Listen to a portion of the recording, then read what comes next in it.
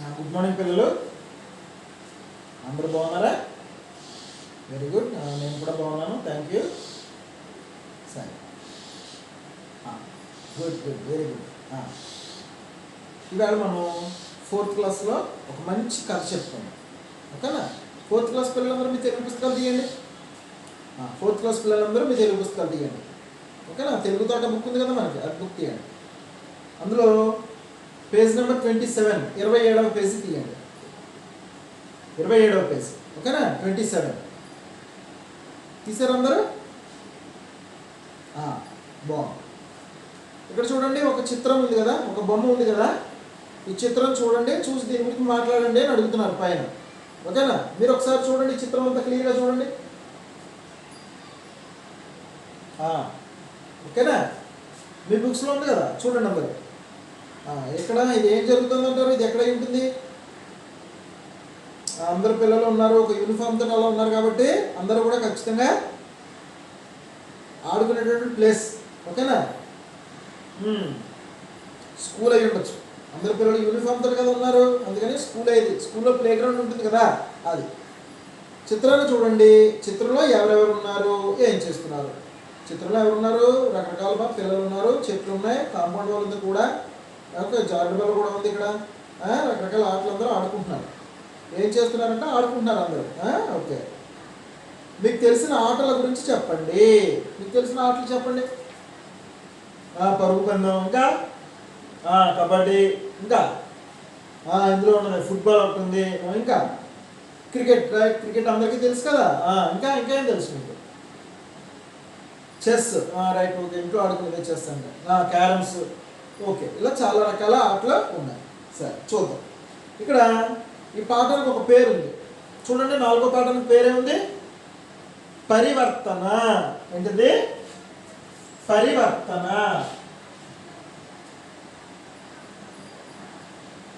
చూద్దాం. పాఠం పేరు పరివర్తన. అంటే కవి పరిచయం చెప్పాము, అందులో పాఠం పేరు చెప్పాము. చూడండి, కవి పరిచయం అని చెప్పి ఇక్కడ 2 బొమ్మలు వేశారు. వెంకట పార్వతీశ కవులు అని అన్నారు కదా. ఒక ఆయన పేరు బాలాంత్రపు వెంకట్రావు గారు, మరొక ఆయన ఓలేటి పార్వతీశం గారు. బాలాంత్రపు వెంకట్రావు ఆయన 1882లో జన్మించారట, 1955లో మరణించారు. ఈయన తల్లిదండ్రులు సూరమ్మ మరియు వెంకట నరసింహం. ఈయన జన్మస్థలం మల్లాం, తూర్పుగోదావరి జిల్లా, ఓకే. రెండో ఆయన ఓలేటి పార్వతీశం గారు. ఈయన జన్మం 1880, మరణం 1970. తల్లిదండ్రులు వెంకమ్మ, అచ్యుతరామయ్య. జన్మస్థలం పిఠాపురం, తూర్పుగోదావరి జిల్లా. మన జిల్లా వాళ్ళే వెళ్ళి, ఓకేనా? పిఠాపురం అంటే కాకినాడ దగ్గరలో ఉంది. కాకినాడ ఒక 15 కిలోమీటర్ల దూరం పిఠాపురంలో. మల్లం అంటే కూడా అక్కడే ఉంది, ఓకేనా? చాలా దగ్గర. పిఠాపురం, మల్లం కూడా దగ్గర దగ్గర ఊళ్ళే. వీళ్ళు చాలా పల్లెటూరు. మల్లం అంటే కనుక అక్కడ పుట్టి ఇంత కథ రాసి అంత తెలివితేటలు ఇంక వచ్చాయి. చూసారా, గొప్ప కవి. పిఠాపురం కూడా అంతే, ఓకేనా? చిన్న చిన్న ఊళ్ళలో పుట్టినా సరే వీళ్ళు ఇంత పుస్తకంలో కథ రాసి అంత స్థాయికి వచ్చి చదువుకున్నారంటే మనం కూడా కష్టపడి చదువుకునే పైకి రావాలి, ఓకే? రైట్. అసలు ఈ కథ ఏంటో చూద్దాం. పాఠం పేరు ఏమని చెప్పా? పరివర్తన కదా. అసలు పరివర్తన అంటే అర్థం తెలుసా మీకు? తెలీదా? పరివర్తన అంటే మార్పు. ఎలాంటి మార్పు? మంచి మార్పు. అంటే ఎవరైనా చెడ్డవాళ్ళు ఉన్నారనుకోండి, వాళ్ళకి కొంత మార్పు చెంది మంచిగా మారారనుకోండి, వాళ్ళకి పరివర్తన వచ్చింది అంటాం. పరివర్తన అంటే మంచి మార్పు, మంచి మార్పు, ఓకేనా? మంచి మార్పు. అందరూ మంచి వాళ్ళే ఉంటారు కదా. కొంతమంది చెడ్డవాళ్ళు ఉంటారు, కొంతమందికి చెడ్డ ఆలోచనలు కూడా ఉంటూ ఉంటాయి. అలా చెడ్డ ఆలోచన నుంచి మంచి ఆలోచనలోకి రావడాన్నే పరివర్తన అంటారనమాట, ఓకేనా? ఈ పాఠం ఉంది, చూద్దాం ఏంటి అసలు. అందరూ పుస్తకాలు తీశారు కదా. పేజ్ నెంబర్ 28 తీయండి. చూడండి, ఇక్కడ ఒక అబ్బాయి ఉన్నాడు.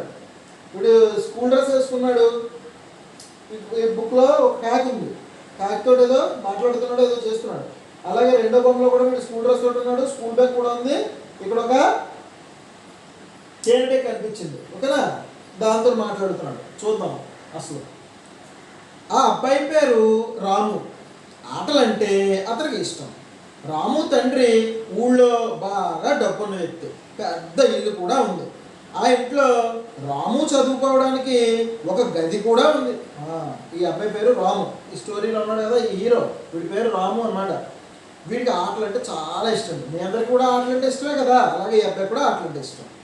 రాము తండ్రి ఏమో ఊళ్ళో బాగా డబ్బున్న వ్యక్తిగా, వాళ్ళకి బాగా డబ్బులు ఉన్నాయి. ఓకే, వాళ్ళ అన్నయ్య వ్యాపారమో ఉద్యోగం అయితే చేస్తున్నారు, వాళ్ళు డబ్బులు ఉన్నాయి. వీళ్ళకి ఇల్లు కూడా పెద్ద ఇల్లుట, మామూలుగా మనకులాగా 2-3 గదులు ఇల్లు కాదు, వీళ్ళకి చాలా పెద్ద ఇల్లు ఉందిట. అలాగే దీంట్లో రాము చదువుకోవడానికి ప్రత్యేకంగా ఒక గది కూడా ఉందిట. ఓకేనా, మన అందరిలోనూ చదువుకోవడానికి ప్రత్యేకమైన గదే ఉండదు, మామూలుగా హాల్ ఉంటుంది, కిచెన్ ఉంటుంది, బెడ్రూమ్స్ ఒకటో 2 ఉంటాయి అంతే కదా.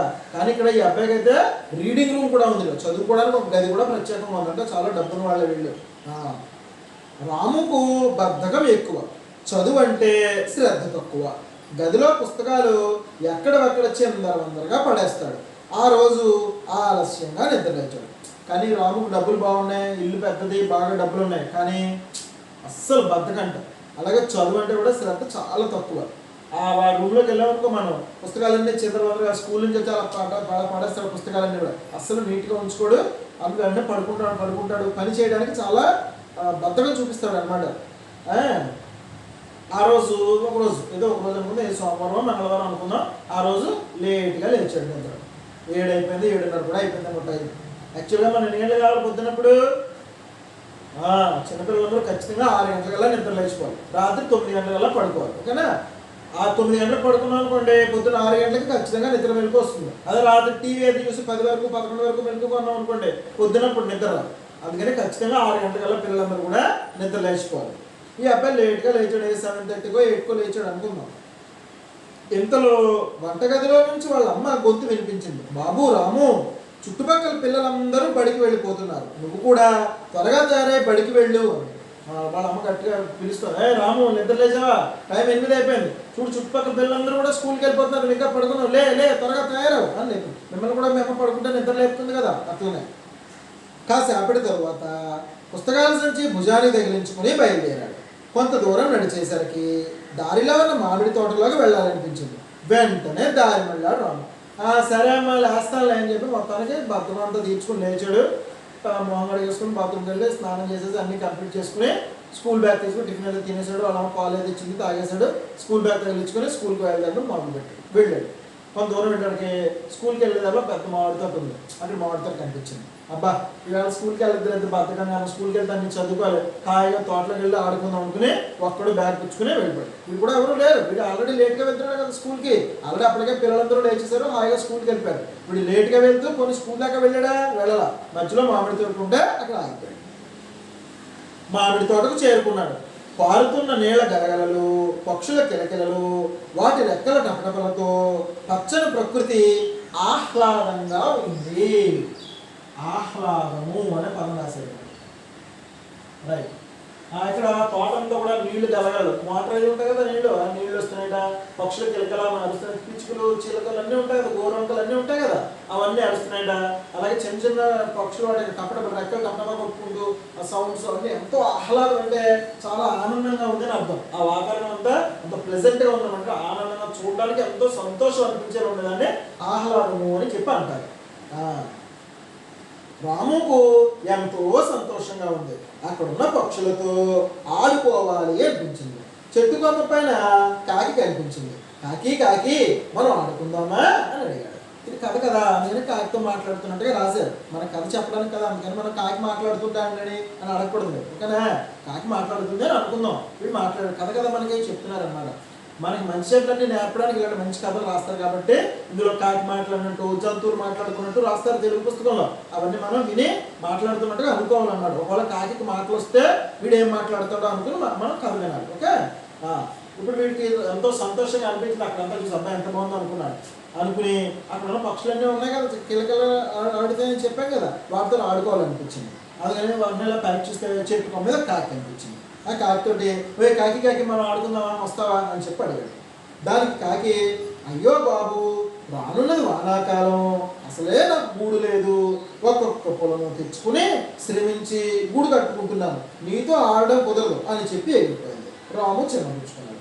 కాకి కాకి ఆడుకుందాం అంటే వెంటనే రా బాబు ఆడుకుందాం అని చెప్పి అదేం రాలా. అదేమండి, అయ్యో బాబు వచ్చేది వానాకాలం, ఓకే ఇది అసలు ఇప్పటికి జూన్ జూలై నెల అయిపోయింది, ఆగస్ట్ వచ్చేసింది, ఇంకా వచ్చేదంతా వర్షాకాలమే. ఇంకా ఇప్పుడు వస్తే వర్షాకాలంలో నాకు మళ్ళీ గూడు ఉండకపోతే నాకు చాలా ఇబ్బంది పడిపోతాను, నాకు అసలు గూడు లేదు, ఇల్లు కట్టుకోవాలి, నేను ఇలా చిన్న చిన్న పొలాన్ని ఏరు తెచ్చుకుంటున్నాను, నీతో కూర్చొని ఆడుకుంటే నాకు ఇల్లు ఎవరు కట్టి పెడతారు, నేను నీతో ఆడను బాబు అని చెప్పి ఎగిరికి వెళ్ళిపోయాను. రామ అయ్యో నేను పిలిస్తే రాలేదా అని చెప్పి మొహం చంపించుకున్నాడు. అంతలో అక్కడున్న పువ్వులపై వాళ్తున్న తేనెటీగ కనిపించింది. రాము ముఖంలో ఆనందం. తేనెటీగను పలకరించాడు. తేనెటీగ మనం ఆడుకుందామా అని ఆసక్తిగా అడిగాడు. అప్పుడు అయ్యో వెళ్ళిపోతే ఈ లోపల పువ్వుల దగ్గర తేనెటీగ కనిపించింది. అబ్బా దాని దగ్గరికి వెళ్ళాడు. హాయ్ తేనెటీగ అని పలకరించాడు. ఓయ్ తేనెటీగ మనం ఆడుకుందామా, వస్తావా, మంచి ఆటలన్నా ఆడుకుందాం, నేర్పుతానికి మా స్కూల్లో కూడా ఆటలు చెప్పాడని చెప్పి అడిగాడు. అదేముంది, రాము మాటలను పట్టించుకోకుండా తన పని తాను చేసుకుంటూనే నాకు అంత తీరిక లేదు బాబు, పూల నుంచి తేనె సేకరిస్తున్నాను, పూలు తొందరగా వాడిపోతాయి, నాకు చాలా పని ఉంది అని తుమ్మెద ఎగిరిపోయాయి. తేనెటీగ తుమ్మెద అన్నీ ఒకే రకం పక్షులు, ఇవి ఒకే రకం కీటకాలు అంటారు మన పక్షులు కాదు అవి. సరే అదేం చేసిందంటే, అయ్యో బాబు నీతో ఆడుతూ కూర్చుంటే తేనంతా పక్షులు పువ్వులన్నీ కూడా ఎండిపోతే తేనంతా అందులో ఆరిపోతుంది, నీతో అది మాట్లాడుతూనే పని చేసుకుంటుంది అన్నమాట, నేను నీతో కబుర్లు చెప్పి ఖాళీ లేదు బాబు నాకు అని చెప్పి అది అసలు వీటితోటి ఆడడానికి ఒప్పుకోలేదు. రాము దిగులు పడ్డాడు. ఎంతలో ఎదురుగా చీమ కనిపించింది. చీమ మనం ఆడుకుందామా అని ఆత్రంగా అడిగాడు. ఆత్రంగా అడిగాడు. ఆత్రం అంటే చాలా కోరికగా అన్నమాట, కంగారుగా అన్నమాట ఆత్రం అంటారు దాన్ని. ఎవరు కాకి వద్దనేసింది, కందిరే కదా మనిషి తుమ్మెద ఉన్నాయి కదా తేనెటే అది కూడా వద్దనేసింది. ఇప్పుడు మూడో దగ్గరికి ఎక్కడికి వెళ్ళాడు, చీమ దగ్గరికి వెళ్ళాడు. పోయి చీమ కనిపించింది కదా, చీమ దగ్గరికి వెళ్ళి పోయి చీమ ఆడుకుందాం మనం బోళ్ళ ఆటలు నా దగ్గర అని చెప్పి అడిగాడు. బాబు ఇది నేను గింజలు సేకరించుకునే కాలం, ఇప్పుడు సేకరించుకోకపోతే రానున్నది వానాకాలం, అప్పుడు ఏం తింటాం, ఇప్పుడు కష్టపడి గింజలు సేకరించి దాచుకుంటే అప్పుడు సుఖంగా ఉండొచ్చు అంటూ గింజను మోసుకుని పోయింది. చీమని అడిగితే చీమ కూడా బాబు ఇప్పుడు రాబోయేది వానాకాలం బాబు, ఇప్పుడు అసలు ఆగస్టు నెల దగ్గరికి వచ్చేసాం మనం, అందుకని నీతో ఆడుతూ కూర్చుంటే కానీ వర్షాలు వచ్చేసాయి అనుకో నేను బయటకు వెళ్ళి ఆహారం సంపాదించుకోలేను, వర్షాల్లో వెళ్ళాను బయటికి, అందుకని ఇప్పుడే ఈ ఎండల కాలంలో నేను సంపాదించుకోవాలి, అందుకని నీతో నాకు ఆడడం కుదరదు చెప్పి అదేదో బియ్యం గింజలో దేన్ని తీసుకెళ్తాను, అదే వెళ్ళిపోయింది. వీటితో ఆడడానికి అది కూడా ఒప్పుకోవాలి. అదేమిటి నాతో ఎవరూ ఆడుకోవడానికి రావడం లేదు అని రాము అక్కడే కూర్చొని ఆలోచించసాగాడు. ఇదేంటి, నేను కాకిని పిలిచాను, తేనెటీగను పిలిచాను, చీమను పిలిచాను, వీళ్ళందరికంటే నేను గొప్పవాడిని, మా దగ్గర బోల్ డబ్బులోనే నాకు సపరేట్గా రూమ్ ఉంది ఇంట్లో, అయినా నేనేమో మనిషిని, నేను ఆడతానంటే వీళ్ళెవరూ నాతో ఆడమంటున్నారు ఏంటి అని చెప్పి అలా కూర్చొని ఆలోచించుకున్నాడు.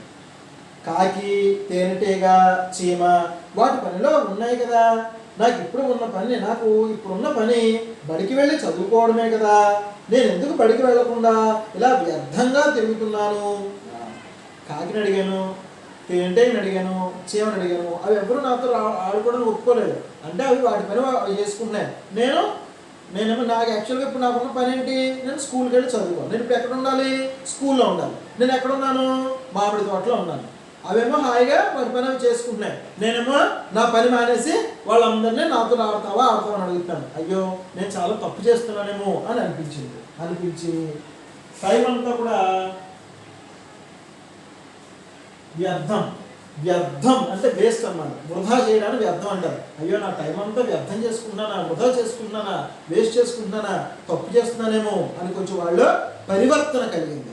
అప్పటిదాకా ఆడుకుందాం అనుకున్నాడు, వాళ్ళందరూ మంచి చెప్పేటప్పటికి, వాళ్ళందరూ వాళ్ళ పని వాళ్ళు చేసుకున్నప్పటికి వాళ్ళు ఏం జరిగింది, పరివర్తన వచ్చింది, మంచి మార్పు వచ్చింది. నేను తప్పు చేస్తున్నానేమో అనే ఆలోచన మైండ్లోకి వచ్చింది, దాన్నే పరివర్తన అని చెప్పి అంటారు అనమాట. నేను బడికి వెళ్తాను అనుకున్నాడు, సరే నేను ఇలా వ్యర్థంగా తిరగకూడదు, నేను స్కూల్కి వెళ్ళిపోతాను బాబాయ్ అనుకుని మనసులోనే వాడికి మార్పు వచ్చింది అన్నమాట. వెంటనే కింద పడి ఉన్న పుస్తకాల సంచిని ఇష్టంగా చేతిలోకి తీసుకున్నాడు. మళ్ళీ బడికి వెళ్ళే దారిలోకి వచ్చాడు. ఎదురుగా బడి ఆత్మీయంగా కనిపిస్తాడు. అమ్మో తప్పు చేస్తున్నాను నేను తెలుసుకుని వెంటనే బ్యాగ్ భోజనం వేసుకుని స్కూల్ వైపు బయలుదేరాడు. మామిడి తోటలోని స్కూల్ రోడ్లోకి వచ్చాడు. స్కూల్కి వెళ్తుంటే చక్కగా చూడండి, స్కూల్కి వెళ్తుంటా స్కూల్ పిల్లలందరూ ఆడుకున్నారు, చక్కగా చదువుకునే టైంలో చదువుకుంటారు, గేమ్స్ పీరియడ్లో ఆడుకుంటారు కదా, పిల్లలు ఆడుకుంటూ కనిపించారు. అమ్మయ్య చక్కగా స్కూల్కి వెళ్ళిపోతాను నేను కూడా అని చెప్పి అనుకున్నాడు. బడి కూడా ఆప్యాయంగా పిలుస్తుందంటే, ఆప్యాయము అంటే ఇష్టంగా అర్థం, ఓకేనా, ఆప్యాయంగా రాశారు కదా ఇక్కడ. ఆప్యాయంగా అంటే ఇష్టంగా రా బాబు దామ్మ ఆడుకుంది కానీ చదువుకుంది కానీ బళ్ళు ఆడుకుంది కానీ మాస్టర్ పాటలు చెప్తారు ఆటలు చెప్తారు టీచర్ గారు ఎన్నో కథలు చెప్తారు అన్ని చదువుకుంది కానీ రా రాము వెల్కమ్ వెల్కమ్ అని రాముని బడి కూడా పిలిచిందన్నమాట. అప్పుడు రాము చక్కగా స్కూల్కి వెళ్ళిపోయి చదువుకున్నాడు. ఓకేనా, మంచి మార్పు కలిగింది కదా వాడిలో, దాన్ని పరివర్తన అని చెప్పి అంటారు. ఓకేనా, ఇక్కడ దీంట్లో అర్థాలు రాశారు చూడండి. పరివర్తన అంటే మార్పు, చిందరవందరగా పాడేశాడని చెప్పాను కదా పుస్తకాలు, అంటే క్రమ పద్ధతిలో లేకపోవడం అన్నమాట. అలాగే ఆహ్లాదం అని చెప్పాను కదా, సంతోషం చెప్పుకున్నాం. ఆసక్తిగా అంటే ఇష్టంగా, ఆత్మీయంగా అంటే ప్రేమగా అనమాట. చిన్నపుచ్చుకోవడం అంటే అయ్యో అని నిరాశపడడం. అవన్నీ రాశారు దీంట్లో అర్థాలు. మీరు ఇంకా వెనకాల ఎక్సర్సైజ్ ఉంది కదా, ఈ ఎక్సర్సైజ్ అంతా చూడండి. చూసి ఇందులో కొన్ని పదాలు ఏవైతే ఉన్నాయో అవన్నీ చూడండి. ఏమా రైట్.